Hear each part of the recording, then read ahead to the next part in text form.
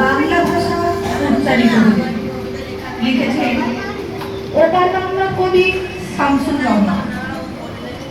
বাংলা ভাষা উচ্চারিত হলে নিকালো উঠোনে ঝরে রৌদ্র, বারান্দায় লাগে জ্যোৎস্নার চন্দন।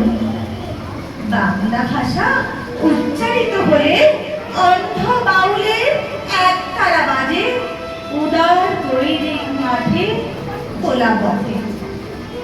উত্তাল নদীর পাকে পাকে নদীও নর্তকী হয় যখন সকালে নতুন শিক্ষার্থী লেখে তার বাল্য শিক্ষার অক্ষর।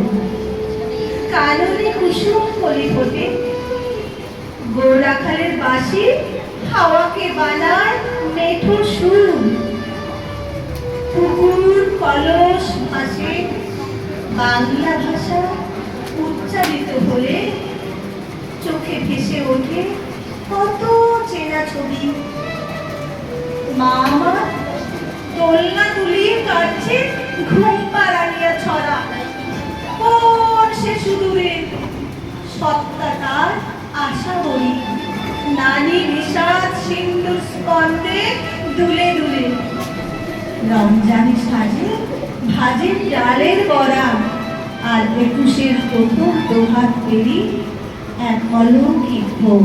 নমস্কার।